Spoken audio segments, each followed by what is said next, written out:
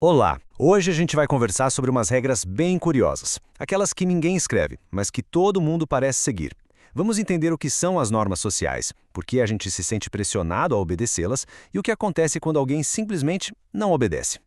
Para começar, vamos pensar numa situação. Imagina entrar num elevador cheio de gente e ficar de frente para todo mundo, de costas para a porta. Bate um desconforto só de imaginar, não é verdade? Essa sensação esquisita não é à toa, ela tem um motivo bem poderoso por trás. E tá aí a resposta. Esse sentimento todo vem de uma força invisível, mas super forte, chamada influência social.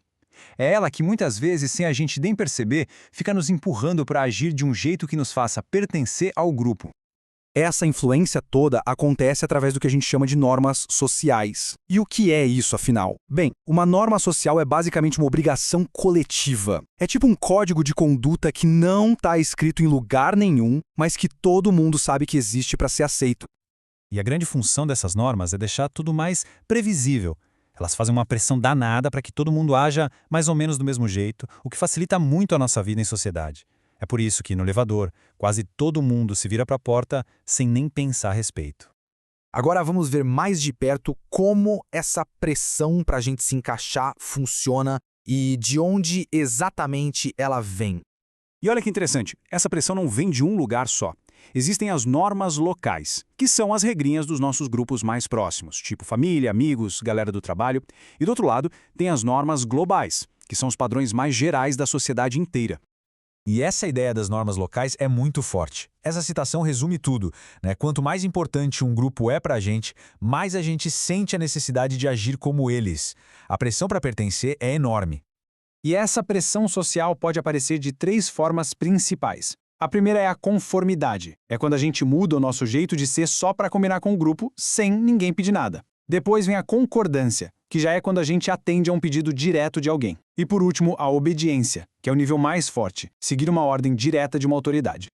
E tem mais um detalhe curioso. Toda norma tem dois lados. Tem o lado descritivo, que é o que as pessoas de fato fazem no dia a dia, e tem o lado injuntivo, que é o que a sociedade acha que as pessoas deveriam fazer. E olha, nem sempre essas duas coisas são iguais. Certo. Agora que a gente já entendeu essas regrinhas individuais, vamos ver como elas se juntam para formar algo bem maior na nossa estrutura social. Pensa numa norma social como se fosse um único tijolinho. É só uma regra de comportamento, tipo, cumprimente as pessoas quando chegarem em um lugar. Ok, mas o que acontece quando a gente começa a juntar vários desses tijolinhos? Ou seja, várias normas que têm a ver umas com as outras. Aí a gente constrói uma coisa muito mais complexa e estruturada, um papel social. Então, um papel social é basicamente um pacote de normas. Pensa no papel de mãe, ou de professor, ou atleta. Cada um desses papéis já vem com um monte de comportamentos esperados, de obrigações e até de privilégios que são ligados àquela posição. Bom, a gente falou bastante sobre seguir as regras. Mas e quando alguém decide não seguir? O que acontece? Vamos entrar nesse assunto agora. Quando alguém age de um jeito que foge do esperado, esse comportamento pode ser classificado de duas maneiras diferentes, e entender essa diferença é essencial para entender como a sociedade funciona. A primeira categoria é o desvio. Desvio é simplesmente isso, se comportar de um jeito que quebra uma norma social, uma daquelas regras não escritas. É ser a pessoa virada para o lado errado no elevador, por exemplo.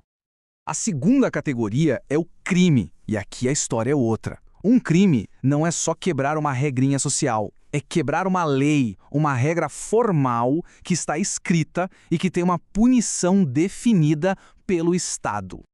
A diferença principal está na consequência. O desvio quebra uma norma social e o que a pessoa recebe em troca é desaprovação social, um olhar torto, uma fofoca. Já o crime quebra uma lei e a consequência é uma punição legal, tipo multa ou até prisão. Essa é a grande sacada. E isso nos leva a uma conclusão bem importante. Nem todo comportamento desviante é crime. Mas, com certeza, todo crime é uma forma de desvio, porque ele quebra não só a lei, mas também uma norma social bem fundamental.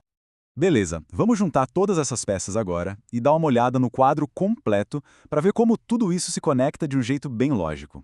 Dá pra gente imaginar toda essa estrutura como um funil, sabe? Tudo começa lá em cima, com as normas, que são as regras individuais. Quando elas se juntam, formam os papéis sociais. Quebrar essas normas é o que a gente chama de desvio. E quando esse desvio também quebra uma lei, ele vira um crime. Simples assim. E para a gente fechar, fica uma reflexão no ar.